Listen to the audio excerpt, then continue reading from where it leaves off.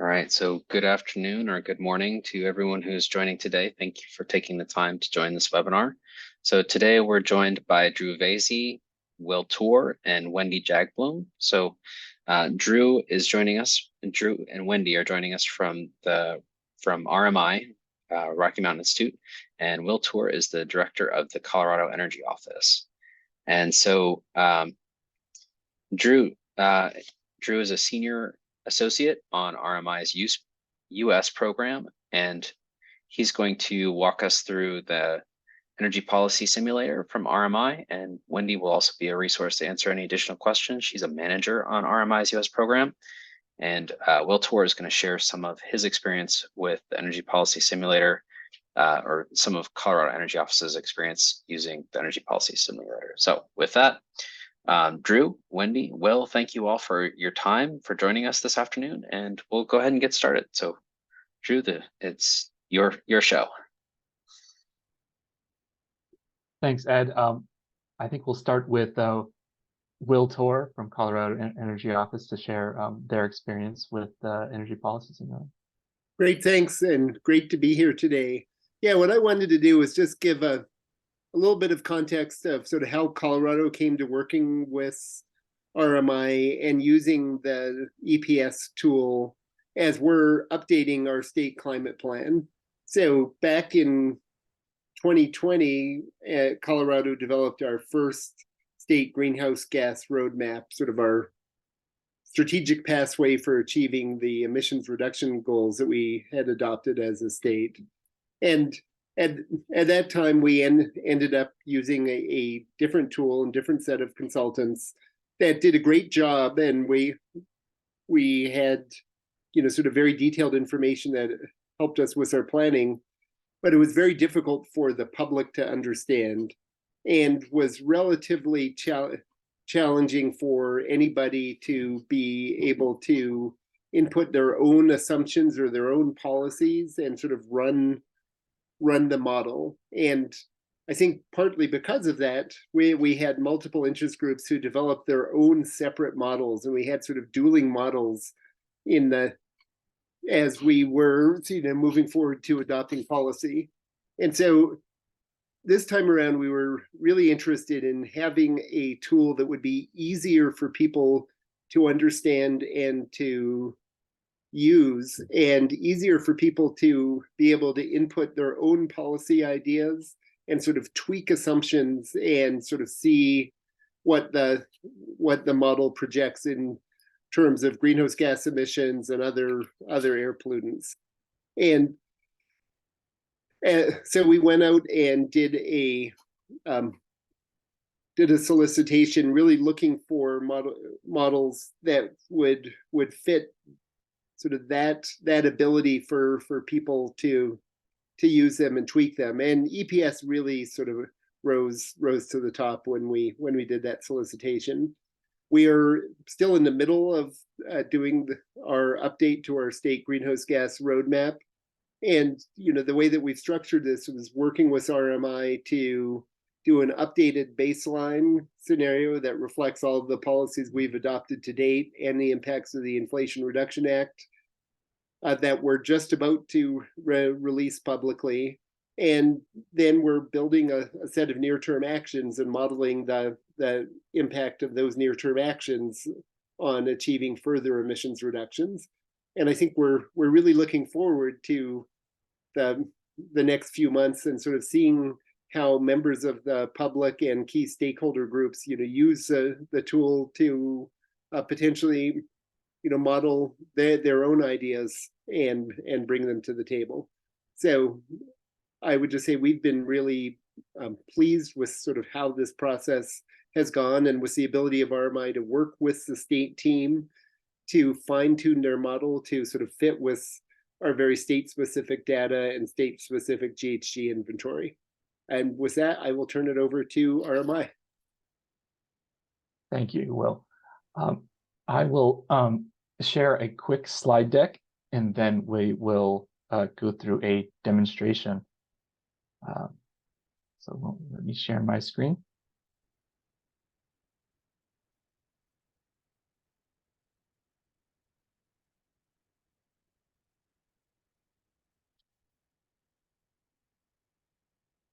Sorry, sharing the wrong thing.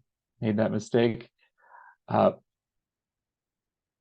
Really appreciate you all coming here. So this is an introductory training on the State Energy Policy Simulator, and this is being recorded. And again, I'm Drew Vasey from RMI, formerly known as the Rocky Mountain Institute.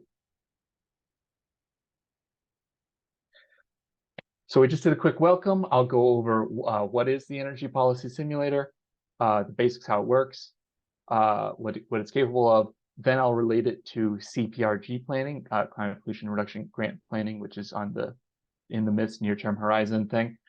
Then we'll do more training on the EPS over screen share. So we'll get out of this slide deck, and I'll show you the model live over a browser shared screen, and then I'll demonstrate how to model some pretty common and popular policies like Clean Electricity Standard, Advancement Cars 2. Then we'll have an activity that you all can try. You can all try out the EPS for your own state using the browser version of the model.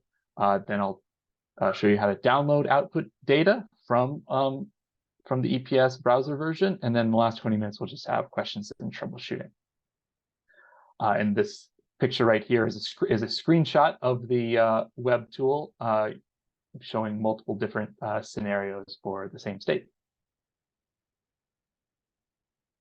So the EPS is a free open source tool to evaluate climate policies and visualize impacts on cash flow, job growth, emissions, power plants, and more. So we call the Energy Policy Simulator the EPS, and I'll be saying EPS throughout the rest of this presentation. So the EPS model was originally developed by Energy Innovation for various countries and regions. Then a few years ago, RMI partnered with Energy Innovation to develop state models for all lower 48 states. So very simply, the Energy Policy Simulator helps users understand the impacts of energy and environmental policies, find the best way to meet their climate and financial goals, and then make policy decisions that are unbiased and data supported. Compared with other energy and climate models, the EPS is relatively quick and easy to use while maintaining a decent degree of detail and modifiable inputs and outputs. It can work very quickly. It can work very quickly in real time. That's kind of how we're able to do the activity a little bit later, because you'll be able to change the model and see results in real time. And then this is a generic wedge diagram using data from the EPS. And again, this is all free and public and open source. So a little bit with how the EPS works.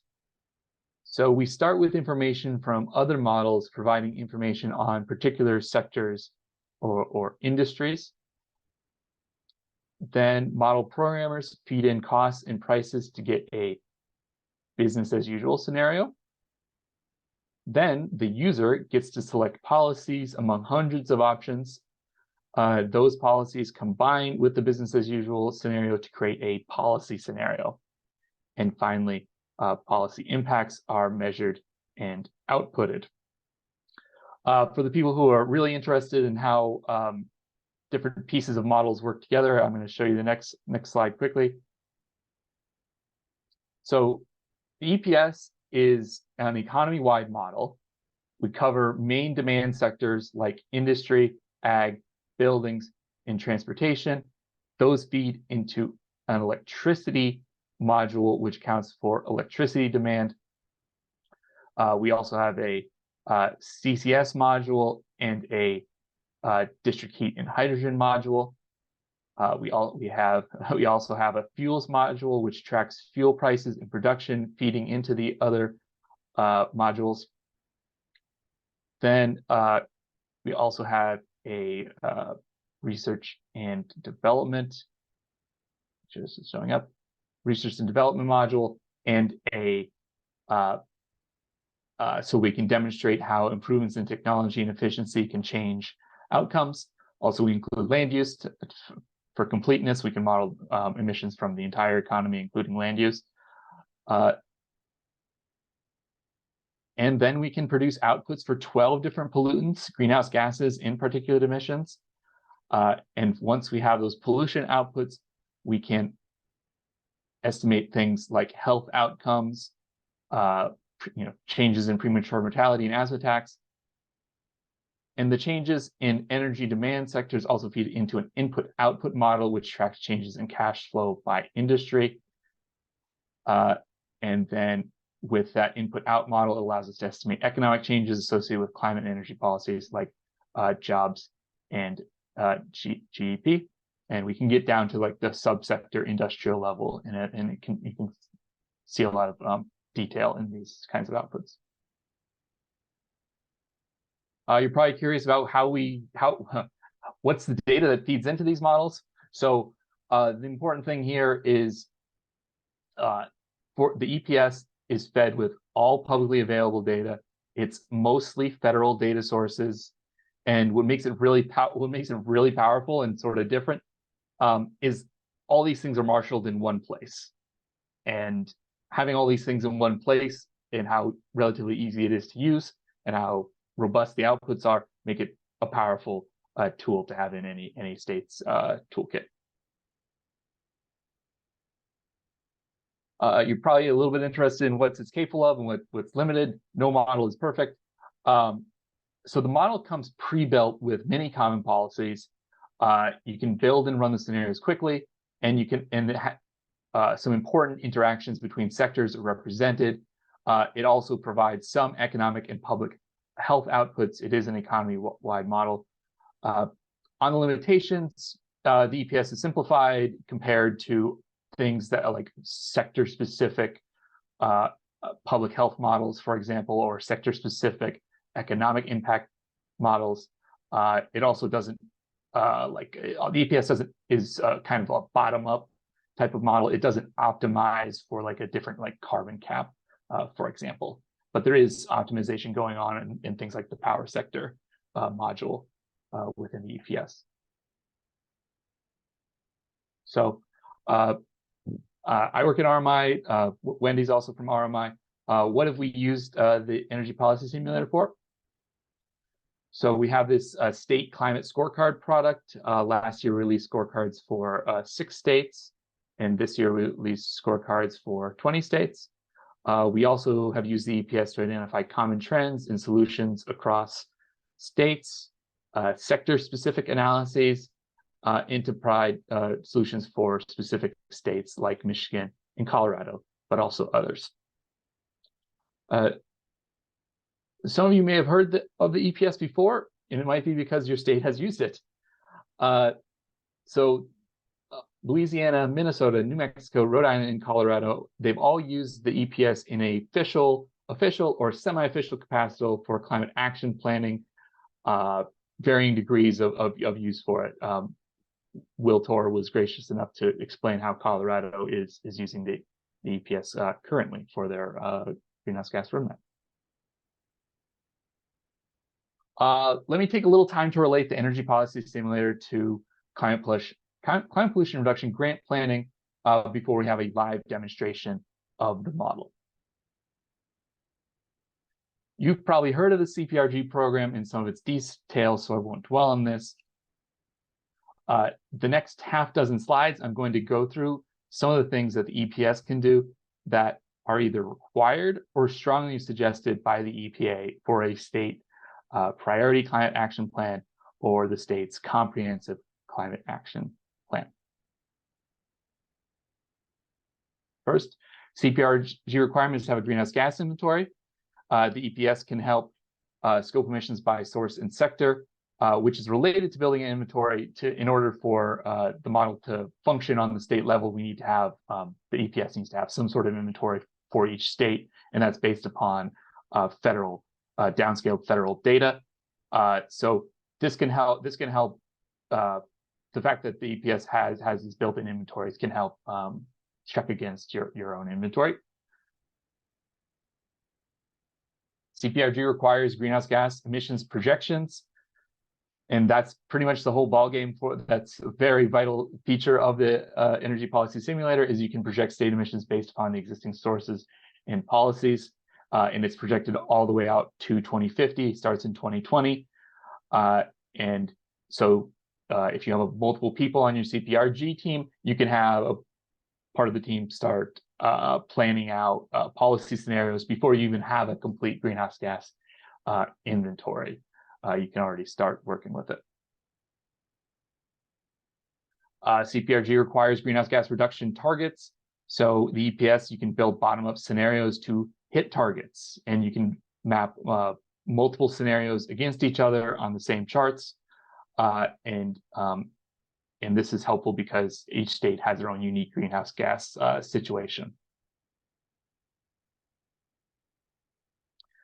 CPRG requires identifying measures to achieve those goals those greenhouse gas goals you set. The EPS comes preloaded with dozens of greenhouse gas mitigation measures in each sector. Overall, there's hundreds, depending upon how you choose to count what's a measure and what's just a tweak to a measure. And the user can readily choose between all those when they're building their scenarios. Next, of course, those measures can be quantified by the EPS, which is also required by CPRG. Each measure included is quantified, and the impact of each measure can vary according to state conditions. The EPS is prominently featured on EPA's webpage for Quantified Climate Action Measures Directory, the state directory that the EPA just put out. And it's been mentioned also in CPRG-related webinars by EPA. Next CPRG requirement is benefits analysis. The EPS can estimate air pollution, and then the public health effects of that air pollution, and then the economic benefits of policy. And this is a readily identifiable output that comes preloaded. There isn't any sort of like additional modules you have to build on. You can do public health and economic analysis within the EPS. Last thing on the CPRG, CPRG requires public and community engagement. While the EPS won't do your community engagement for you, it's very powerful. It has a good thing going for it that it is free, transparent, documented, and open source. So the public can use it. It's free. It's available. It's fairly easy to use. I'll show you in a minute. And so that can help build community trust. And as Will Tor was very gracious to mention, that this is one of the reasons why they've chosen to use the EPS for their greenhouse gas roadmap project. So I'll pause there before I do a demonstration over screen share. So any questions about what I've presented so far?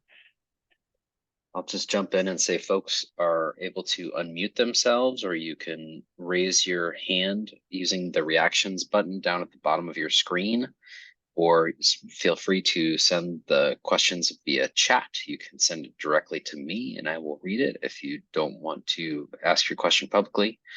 So you have a couple of options, but I'll just jump in real quick with a question or two. So Drew, some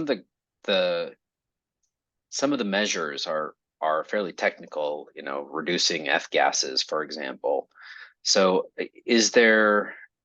so when members of the public come to use this tool, can you hover over that option, that policy, and will it provide a little information, or is there somewhere where folks can go to kind of educate themselves on what each individual measure is? Absolutely.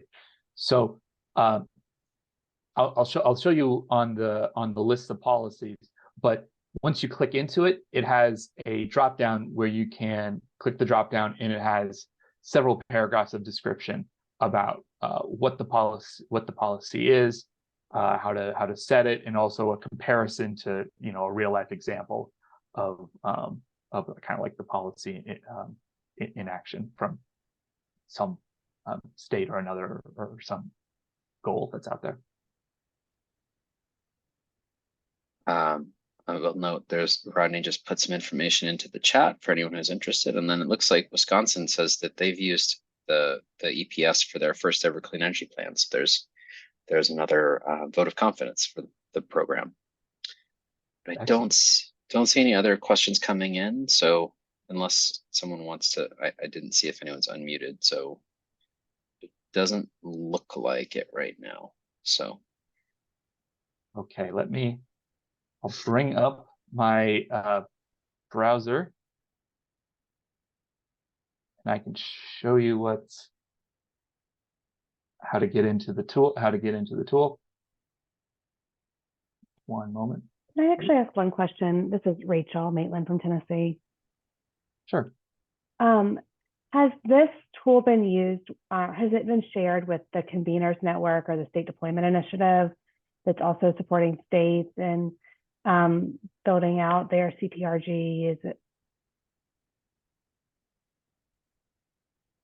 We have shared it with the organizers of the Conveners Network. We may be scheduling a demonstration, a training like this for those organizers that are involved, for organizers and participants in that Conveners Okay, great. Network. Yeah. I was just wondering, I will say that there's a conference going on right now for the Conveners Network, and so most of the CPRG folks are probably there. I know the rest of our CPRG team is, at least in Tennessee. Okay, thank you. That's very good to know. Okay, so right now I just have a browser open. I'm using Edge, but it works in any browser, works in Chrome, Mozilla. I'm going to be using the state of Illinois for this demonstration, just because it's an interesting state to work with. So this is the main screen for the browser version of the Energy Policy Simulator. So I'm going to give you a tour of the web interface's features, how to select scenarios, different graph views and categories, different sector categories, selecting policies, and how to fine-tune the policy to the degree and implementation schedule you want. And so for these demonstrations, I'm going to be using a business as usual type scenario for the state of Illinois. So that's why you see in this graph of carbon emissions, you see it's kind of flat. But right here on the left-hand side is the drop-down for the scenarios. So right now on business as usual, I've made other scenarios and saved them for Illinois. But right now we'll just go with business as usual. Up here in the left-hand corner has the bugs for the organizations that help develop the Energy Policy and Energy Innovation, RMI. And up here on the top toolbar, we can start scenarios, save a new scenario, change the name, delete scenario, revert something, download the graph data, which I'll show before. You can also share the scenario. So you can, well, I got to save it first, but you can share the scenario. You can also you can also map different scenarios against each other on the same view. And then up here we can change the region. And then up here on docs is methodology documents that go really in depth, some great stuff from energy innovation. And then here's my profile. You don't have to register to use the EPS. You can use it without registering. But if you want to save scenarios and then close your browser and then look them up back up later, you do need to create a profile. So let me start with the graph categories. So on this right-hand side, there's 19 graph categories and over 100 different graph views. So you got things like emissions, which is very useful for things like CPRG. Also emissions by sector. You can click on things like emissions by sector. This is for people who use the EPS a lot, this is really useful to try to get a sense of where emissions are coming from within a state and where they're going. Then we have things like industry. There's emissions by all sorts of pollutants, effects of the policy. You can bring up a web diagram. You can look at the electricity sector, transportation, industry. One of the cool things is that you can get a subsector readout. So by industry subsector. So this is all the emissions within Illinois' industrial sector, broken out by subsector. And so you got things like coal mining, wood products, refining, chemicals, iron and steel, construction, all sorts of stuff here in this category. Then I want to briefly touch on some of these economic indicators. So you can do change in jobs, change in union status, change in GDP. This is usually measured change from business as usual. So, for example, this is a change in GDP according to all these different scenarios we have. But let me go back to business as usual just to make sure we're showing something good. You can also look at financial impacts compared to BAU, public health compared to BAU, and we'll look at that again a little later. But let me go back to something really familiar. So I'm going to go back to emissions by total. So now on this left-hand side, let me get to the policies. So the sector strategies are split up into 9 categories: transportation, buildings and appliances, electricity supply, industry, agriculture, land use and forestry, district heat and hydrogen. For this training, we won't really be getting into this cross-sector tab, research and development, and government revenue accounting. But in cross-sector, you'll find things like carbon pricing, ending fossil fuel subsidies, carbon tariff, carbon border adjustment. In things like research and development, you got direct air capture, you got things on capital use reduction, fuel use reduction, things like that. And then for in government revenue accounting, this is really more of an advanced feature. It's sort of, you can change the details about how various policies interact with the government's budgets. Within each category, there's about a dozen different policies. So bring up transportation, you got all these nice things about mode shifting, low carbon fuel standard, electric vehicles. Same thing goes for things like buildings. You got about a dozen here. Electricity, you got a little more than a dozen. Industry, it looks like a lot, but this is actually a little deceptive because when you click on one of these things, you're going to get even more. So if you're interested in industry and electrification, you can choose, you can toggle which industry subsector you're going to be applying this electrification to. So you can get really granular with it. So within each category, there are usually what we refer to as levers. Let me bring this up. So I bring up something like mode shifting. So this is the encouraging of walking and biking and taking transit, at least when we're talking about the passenger vehicle sector. So the trickiest thing about the EPS, and I'll go over this slowly, is many of these policy levers are made up of a slider and an implementation schedule. So here's the slider up here. Say we want to shift car and SUV trips by 10%.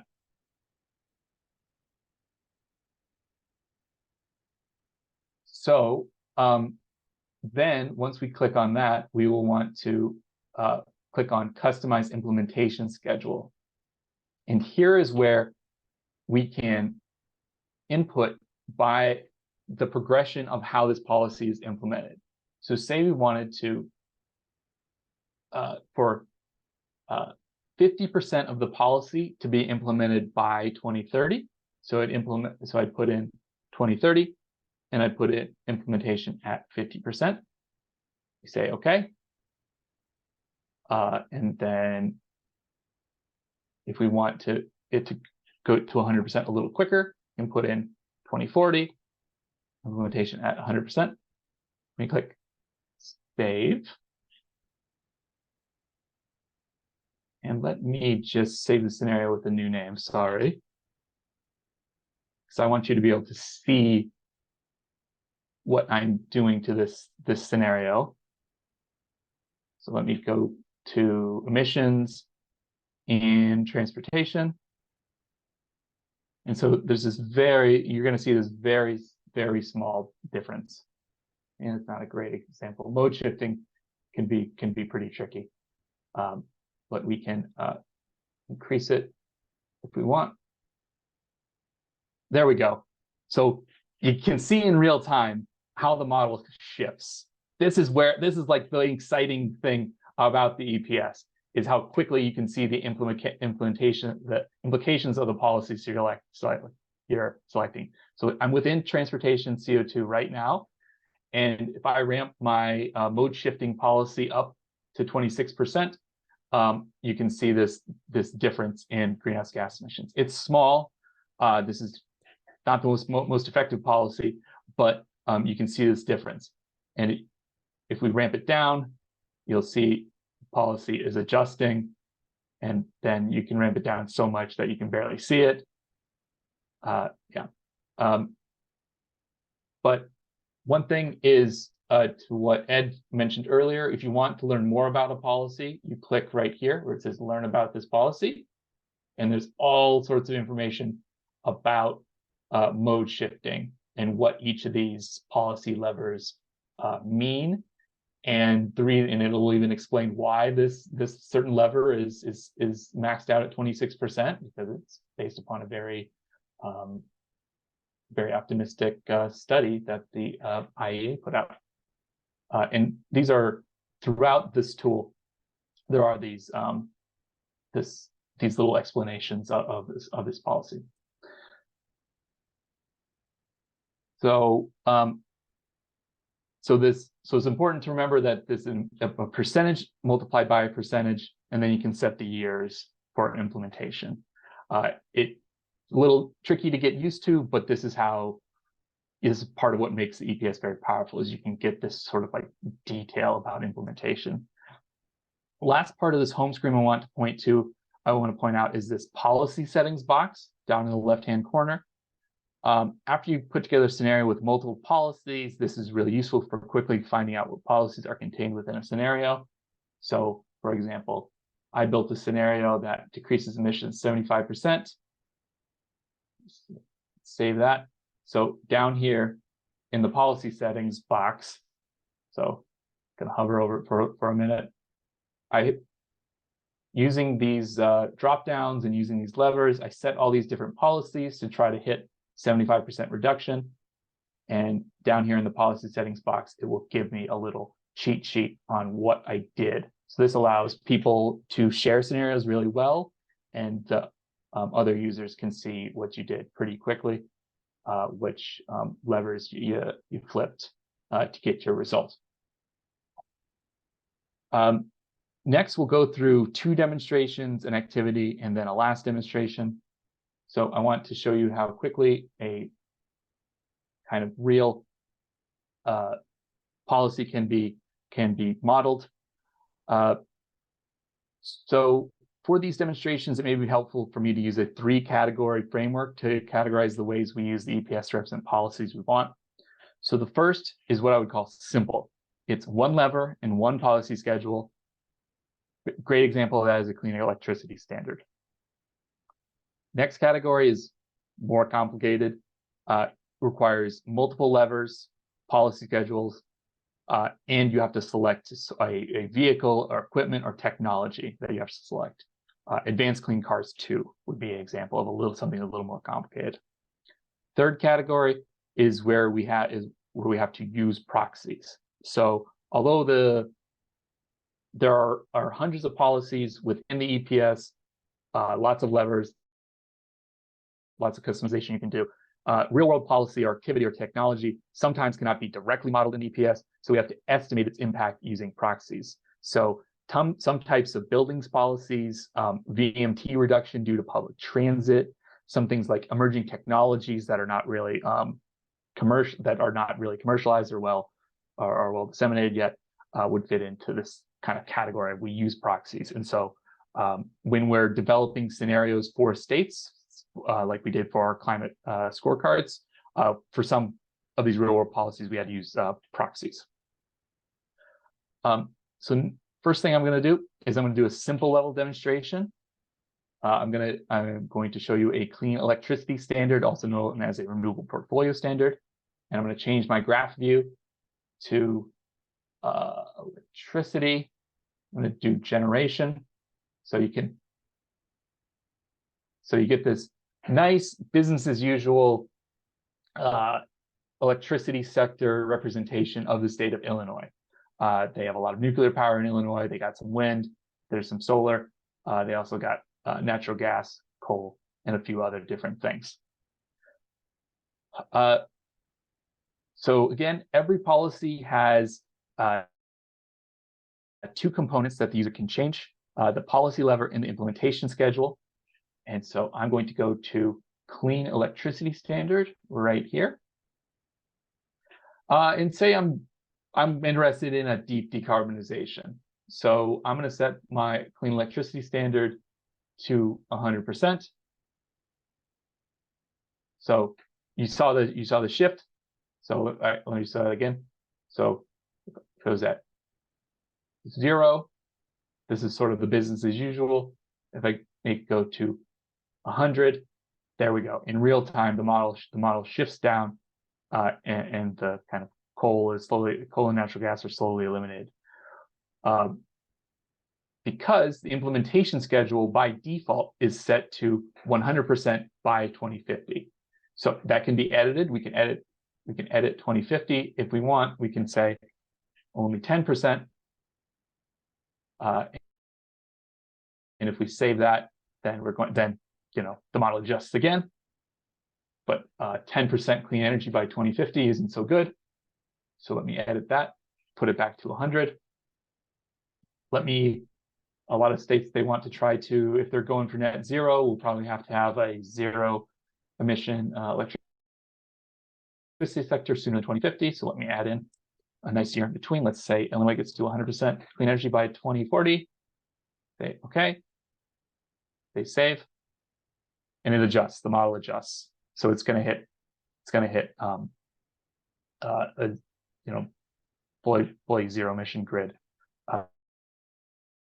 by 2040, according to the clean electricity standard we set. And then within electricity, there's a lot of other stuff you can do. Like you can do grid storage. You can modify how electricity is imported. You can do CCS. You can ban different types of power plants. You can subsidize stuff. All great things. But this was a pretty simple demonstration on clean electricity standard. Let me do something a little more complicated. For this, I'm going to do a medium kind of level demonstration on advanced clean cars 2. So let me go to a different graph view. So let me go to transport vehicles by technology. So I'm going to go to transport vehicles by technology, sales, cars, and SUVs. Okay, so this is a representation of business as usual in Illinois for light duty transportation. So you got gasoline, you got plug-in hybrids, and you got battery electric vehicles. So under this business as usual, there's still a lot of gasoline sales and engine sales in 2050. But implement an electric vehicle sales standard. So this policy relates to passenger cars and SUVs. So I'm going to click that, passenger cars and SUVs. We also know that according to California, 100% of electric vehicles sold in states that have adopted California standards, like Advanced Clean Cars 2, will have 100% of new vehicles sold will be electric by 2035. Right now, this is set to 2050. So what we got to do is we got to go into our customized implementation schedule, and then we can add years. So in 2035, it's 100%. And say OK. But the policy starts out in 2026, and that's only at 35% of sales. And there's a whole schedule of electric vehicle sales mandates in these intermediary years. For the sake of time, I won't input them all. Suffice to say, it would only take me a minute or two to do it. That's how quickly you can work things in the EPS. And I click save, and the model adjusts. So this is a very rough way to this, and what I just did here, it's very rough but pretty accurate way that we can show the impact of advanced clean cars too. You can see this is sales. You want to change things like fleet composition. So fleet composition moves more slowly than sales, because in EPS we have stock turnover built in. Okay, you've had me talk at you for a long time. Let's try to do a 15-minute activity. So the 15-minute activity is going to be all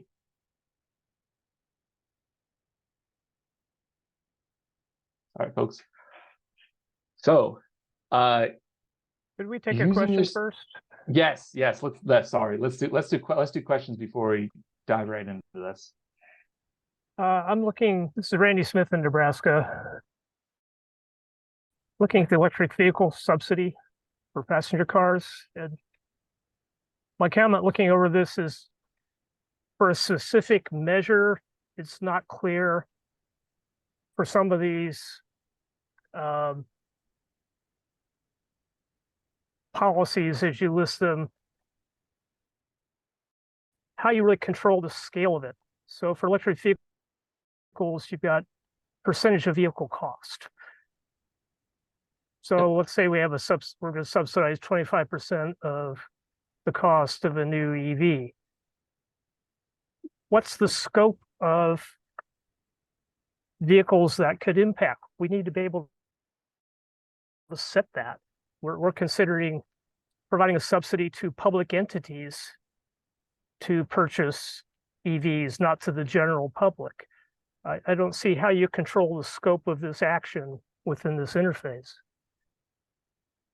Right. So with something like that, you'll have to modify. So that's a kind of more specific type of policy. You'd have to model it by proxy. So you'd have to off model. You have to create an estimate of how many vehicles could be impacted by this, and then you can set the subsidy lever accordingly, and then you can set the implementation of it accordingly. I don't see the relationship between percentage of vehicle cost and the number of vehicles. Right. So with more fine-grained, so let me get out of this. Basically, would this require a custom work on the back end by the vendor to enable that type of calculation? No, I'm pretty sure it would not. We can follow up offline, but okay. I think by using proxies and by doing some calculation off model, we can make the right inputs to just using the web interface. But it's an interesting question. You probably have to estimate about how many vehicles you think would be eligible for that type of incentive, and then possibly translate that into a sales standard, something like that. So, other questions before the activity?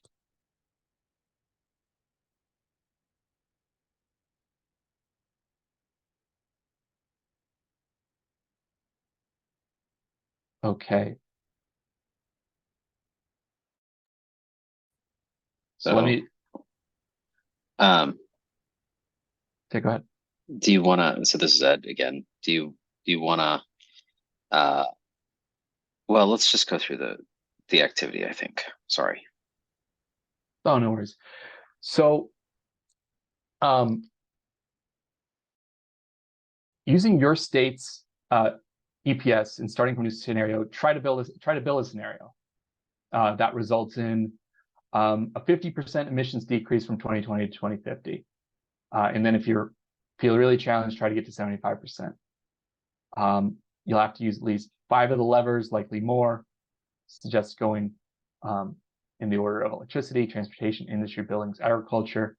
I did this the other day for Illinois to go from 219 in 2020, 109 in 2050, and then 54 in 2050. But let me also in the chat put the link. Make sure everyone has it. The links to these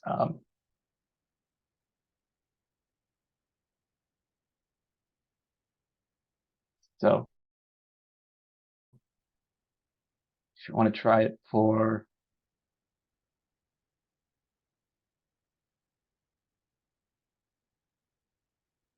there's Illinois. I had Colorado before, and you can change which state you want using this drop-down menu. Thank you, Wendy, for putting the more general link. So the more general link that you can click is go into this map of the United States, click on your state, and you'll be brought to where you want to go. So if you're in Nebraska, you click Nebraska, click Enter Simulator. So Drew, where would you suggest that people start as they're kind of diving into this? Because there, as you noted, there's I think you said hundreds of options. So yeah, I would suggest going into the electricity sector first and setting some sort of clean energy standard. Then moving on to transportation, just because it's easy to start with electricity. Then go to transportation, set some sort of broad electric vehicle subsidy, or if you prefer a kind of sales standard for various vehicles. Then depending upon your state, you want to go into buildings or industry, and then finish up with agriculture. It really varies by state where most effective policies are. yeah, but yeah, I imagine the folks have a pretty good sense of where their impacts or where their emissions are coming from. But are there any policies that you found were surprisingly effective, or anything you've taken away from using the tool? I think the stock turnover is really powerful. So, and this matters a lot for buildings and for vehicles, for transportation. So if you set a electrification goal within buildings, and you say 100% electrification of new electric appliances by 2050. Well, in 2050, even if you have this ramp up in 2050, you're still going to have lots of buildings with natural gas or oil heating, for example. So to have really big impacts by 2050, you have to start early on getting some of these clean energy machines out there, whether they be cars, furnaces, and then with industry. Some states have a lot of emissions from industry, and there's a lot of stuff in the Inflation Reduction Act to help lower emissions from industry. But you gotta know what you have and implement and help your industry along. Thanks. So, are there more advanced features of the Energy Policy Simulator you'd like to point out to folks? Yeah. So, let me go back here. Nope, that's my email.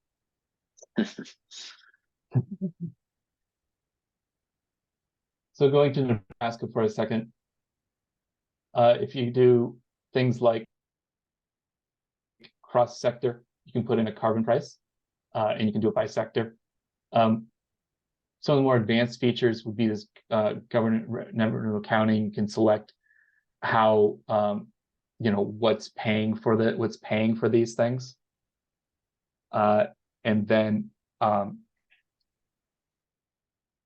of the more advanced features like being able to change the where your greenhouse gas inventory within the model. You can download the entire model onto your computer and run it through software called BenSim, and that allows you to change through CSV files. You can change multiple features, multiple inputs. That's what we've done for the state of Colorado under a contract. It's certainly not necessary. These sort of advanced features are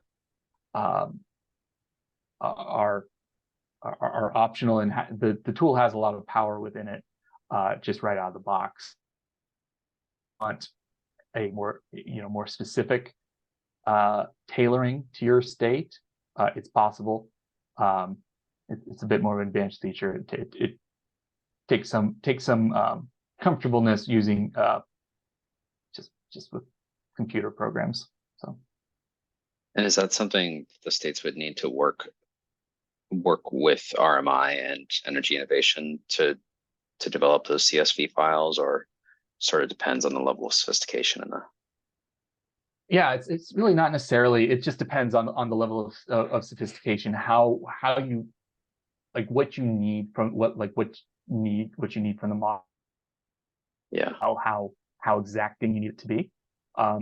I think generally for CPRG planning, you probably don't need that level of customization, at least for this first round.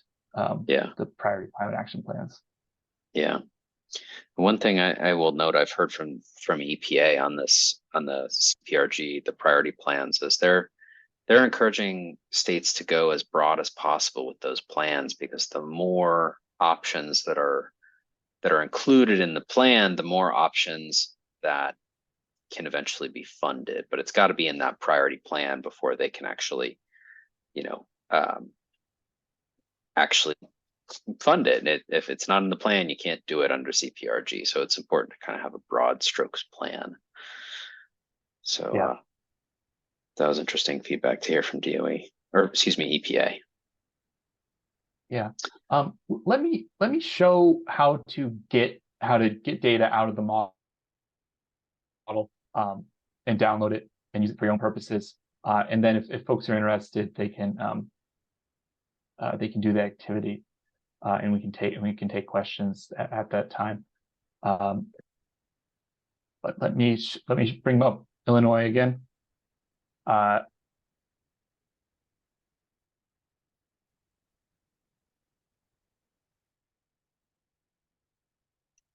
So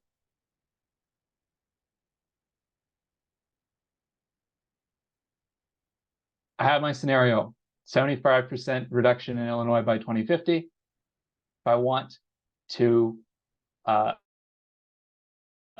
download this information that is from the graph, I can click download graph data in policy settings. And then there it is. It's downloaded. It's in a zipped file. I open the file.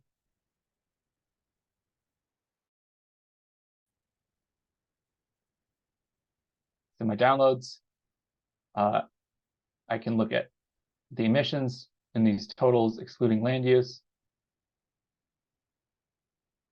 I can open it up, and it's just going to be a CSV file. And this is where you can really show the public about where all this information is coming from. You can build your own graphs, and you can do this with any of the outputs in the model. Apologies, my Excel is going very slowly.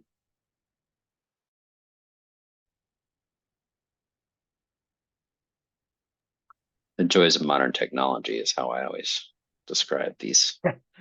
Yeah. So here teases. It is.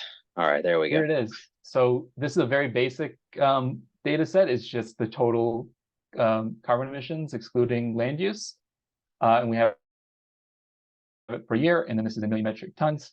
And but there's tons of different things that you can download.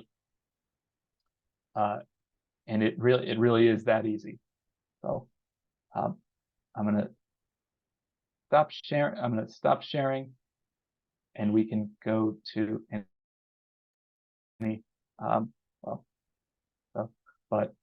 just want to thank you all for joining this EPS training.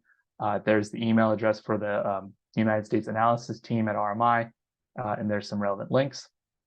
Yeah, let me know if you're keen on the activity, or if you have any other questions about the energy policy simulator. Great. We can let folks jump in with questions if they want, either just unmute yourself or through the chat. But Drew, are there any things that you've found that have really surprised you as you've been going through the EPS to develop scenarios for states?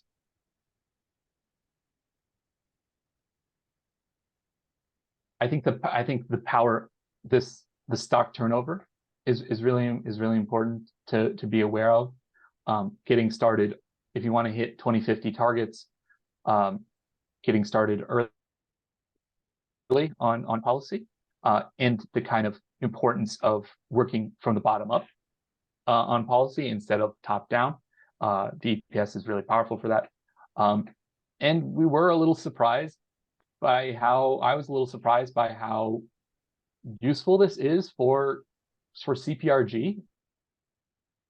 By looking at the CPRG information that EPA has posted, the EPS, we built this model long before CPRG, and we haven't changed it according to fit with CPRG. It just happens that our model is pretty good at what EPA is asking for in priority climate action plans and in comprehensive climate action plans. So. All right. Wendy, I'll turn it to my colleague. Wendy, is anything else about the EPS that kind of surprised you or good to know? Yeah, I mean, I think for me, what I think is so exciting and powerful about the EPS is the ability to just really explore and play. Yes, it is, somewhat complex. There's lots of things that you can do. There are lots of options. There are some things that aren't explicitly in there that require some translation, but you can just sort of go in and in real time try different things out. Explore different policies, explore different stringencies of policies. You don't have to wait for a supercomputer to run overnight, which is true for some models, and you can just try different things out, play around with different types of policies, different mixes of policies, different stringencies of policies, and I think it's a really great tool to explore and scope and sort of get a sense of what direction you might want to head, to really identify what policies have really big impact, what policies might actually be really hard to implement and not actually drive impact that much. So I think just for me, I would just emphasize the ability to really iterate and play and explore using the tool, and encourage folks to do that. Whether you use a different model or tool ultimately to put together your plans, or there are many reasons to go with different things, but I think this is a really helpful tool just to have in your toolbox, in your arrow in your quiver, to use for different applications. And so, yeah, just would love folks to consider it and reach out if you have questions, and let us know if you have feedback as well. Thank you. Are you planning on continuing to add options? I know it's pretty extensive already. I'm not sure what you would add, but maybe Fusion finally breaks through, or something like that. Is there a plan for sort of continuing to maintain and expand the usability of the tool? Absolutely. So right now, the model developers both at RMI and at Energy Innovation are working on improved electricity sector module. It will include more types of power plants, better kind of more like it'll have more like hourly kind of load curves and demand curves within it, and it'll just it'll just be a more robust tool, the electricity sector representation within EPS. And then also the implications of the Inflation Reduction Act are, those are a little bit better understood now than they were a year ago. And so that is going to be integrated into all of the models very soon. Wendy, anything else on your radar for EPS future? Yeah, we're also updating to integrate the latest emissions data. So right now the model is based on 2020 data, so we're updating data sources that are available now for 2021. And we're continuously updating and maintaining, well, maybe not continuously, regularly updating and maintaining the tool to reflect updated data, improving different model components. As Drew mentioned, the electricity sector is in progress right now. And as you said, as technologies become more prevalent, new policy approaches become more common, we always are considering ways to build out and improve the tool, and welcome feedback if there's something that you're not seeing in the tool that would be particularly useful. We can add it to the list. We can't do everything right away, but we are always looking for opportunities to make the tool more useful, more current for you. Right, thank you. Are there any limitations that folks should be aware of walking into this? I think there's probably it might be just a little overwhelming about where to look because there's so many different levers. But I think there are fewer limitations than you might think once you kind of figure out where the levers are. But then saying, well, in my specific situation, we have this policy that's about to be implemented, and the lever doesn't exactly line up, and that's where it helps to do some pre-processing or off model calculations so that you can input it in a good way into EPS. So, for example, there are these utility resource plans that some states have, and in those plans, it could include a utility has to have 100% electricity, clean electricity by a given date. That might not represent the entire electricity sector within a state, but by doing a little bit of work in Excel, you can figure out what proportion of that utility, what proportion of electricity in the state the utility represents, and you can do a little bit of division and multiplication to get an input that you can put into EPS. We've had to do that with multiple states because they just have different regulatory structures. And then this will be my last question. We'll see if anyone has any questions that they want to jump in with, but we may end up ending a little early. Thor, you hinted at people coming and starting to use the tool and being overwhelmed, and we sort of talked about this a little bit earlier. But for that person who does come in and looks at it like, wow, there's a lot of complicated stuff in here, where would you recommend someone sort of dipping their toes and getting started to overcome that feeling of being overwhelmed? And like, how do you start to wade into this?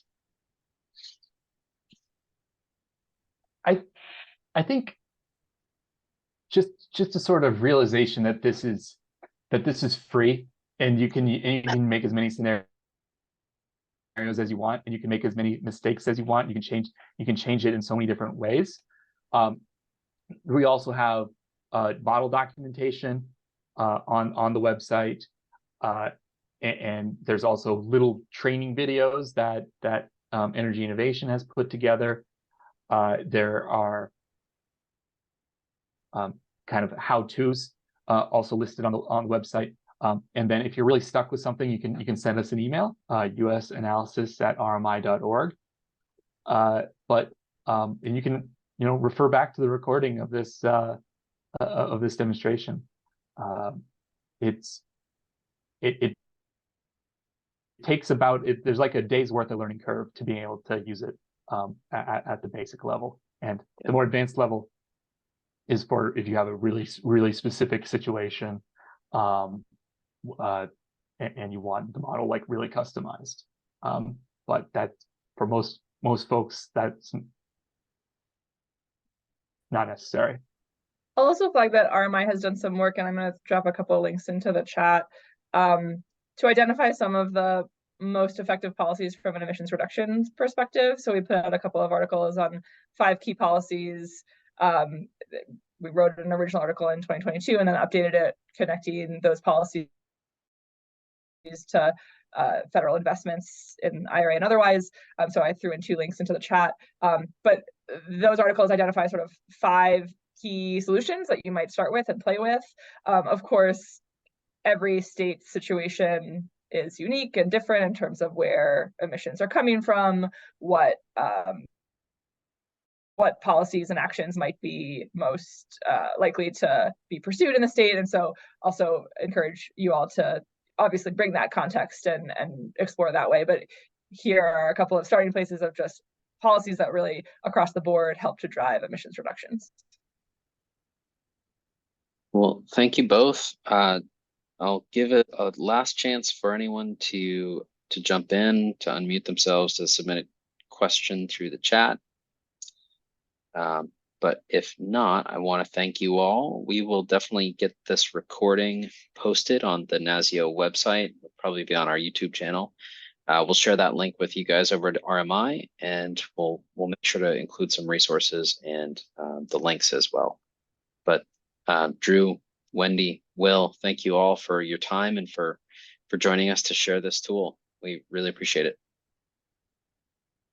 Thanks so much, Ed. Thanks for having us. And I will say we sort of skipped over the activity, but if folks want to play, it's a good sort of target as you're playing around with policies and making progress. See if you can hit that 50% by 2050, 75%. You might be surprised by what you find, what drives emissions reductions more and less, that sort of thing. Yeah. All right. Thank you. Take care, everyone. Thanks, all.